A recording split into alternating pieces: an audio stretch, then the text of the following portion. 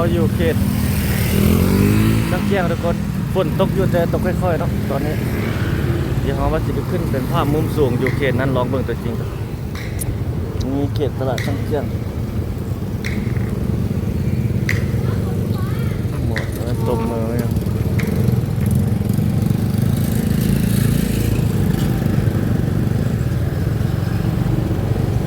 ใส่น้ำมันก็น้ำมันมืดแล้ว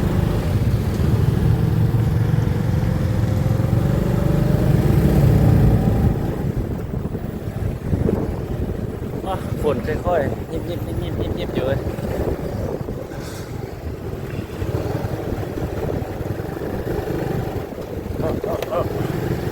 ใส่ปั๊มนี่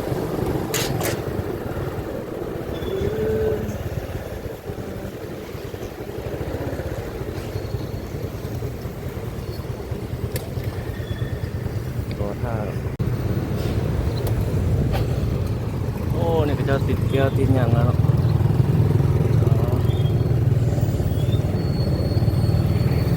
บรรยากาศยามแรงๆนี่โคลาวขายรถกันรถหลายได้วันนี้หมวกเขาจะเลิกเรียกเลิกงานแต่ยังบ่หมดเชื่อเขาจะเลิกกันได้โอ้นี่ประมาณนี้นี่เขาจะเลิกรถมาหลายทางนั้นเขาเจ้ากำลังเทศอยู่นะเพิ่งติดแก้วเนาะ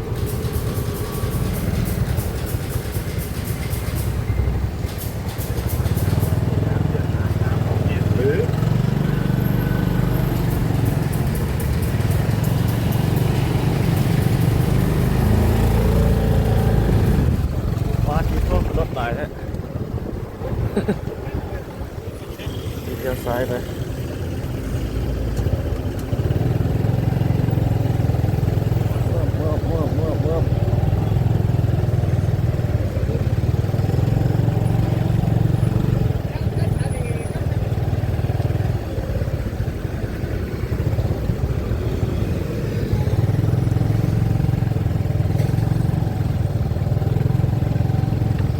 รถไหลแดงเลยนะแต่นั่นเลยไปเดียว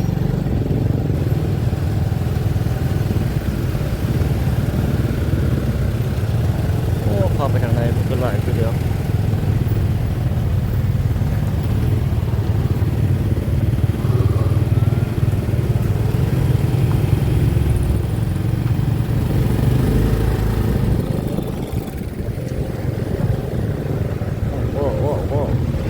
ชิดโถไหลปิดคลิปก่อนโบได้ปิดทุกคนแต่จะมาถึงบันทึกต่อลงว่าปิดคลิปโอ้หลุดหลายเดี๋ยวนี้ยามแรงมาทางนั้นก็ติดเป็นแบบนั้นปึ๊บ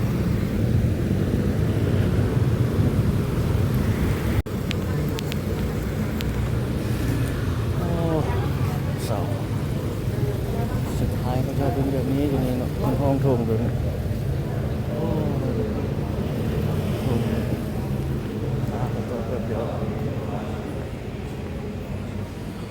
โอ้ตังโอ้ใหญ่ครับใหญ่เนี่ย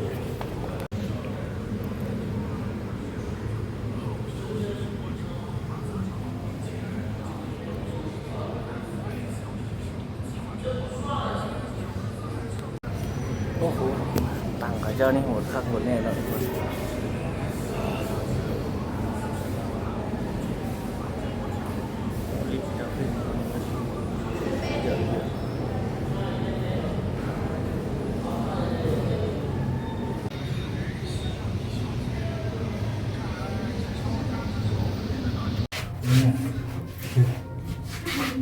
สิบปลายสัน กินในบ่ขี้เหงื่อ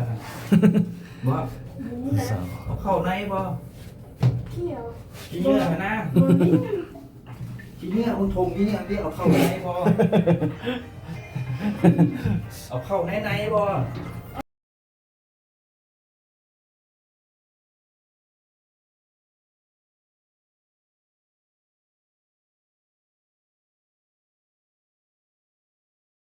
นี่ก็เห็นได้ดีนะขึ้นไปถึงแห้งสูงกว่านี้ด้วย โอ้15 วีกัน สูงก่อนอยู่ซึ่งสร้าง สร้างยักษ์สั้นครับ แปดสั้น เว้ย อันนี้สิฝ่ายสั้น ชีวิตก็กันได้เกลือมันแปะ ขึ้นทางนี้ดิ เนี่ย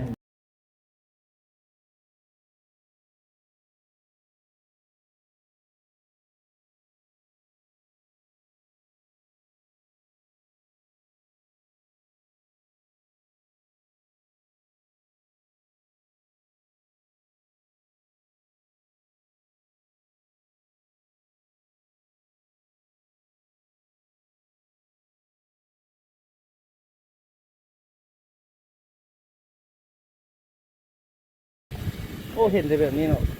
โอ้เห็นแต่เบื้องนี้เนาะ ก็ดีด้วยผมมาเดิน โอ้ทางนี้ทางนั้นฮะสักเที่ยง เอ๊ะเที่ยงใกล้ๆเฮา ตัวนี้เนาะนี่เฮามาโอ้นี่แหละ เดี๋ยวพุกไม้มันเบิดจังจัง โอ้ ไอ้อ่านพินก็ได้ ทางติดตัวนี้เนาะเอเชียนทางนี้สนามโอ้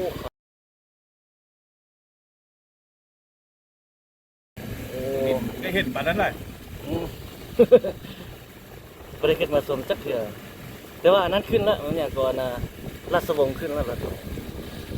นามบินเด้ตัวเป็นเดินเลยนะ ตัวนี้สนามบิน สนามบินได้บอลยนต์ขนาดเดินแม่นเบิดขนาดสนามบินขนาดแม่นเบิด นี่เป็นโรงแรมกำลังเอ็ด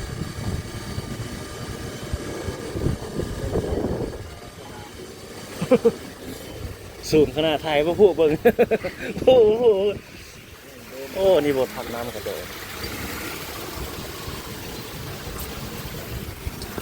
สูงขนาดทุกคนเลยนี่แนมเห็นสนามบินเลยตรงนี้สนามบินตรงนี้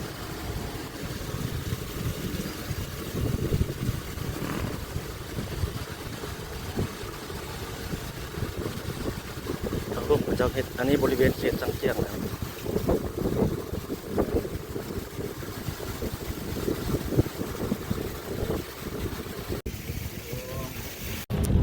ตึกตัวนี้นี่เฮาแนมมาแต่ประตูไซเพิ่นเห็นในตึกตัวนี้นะ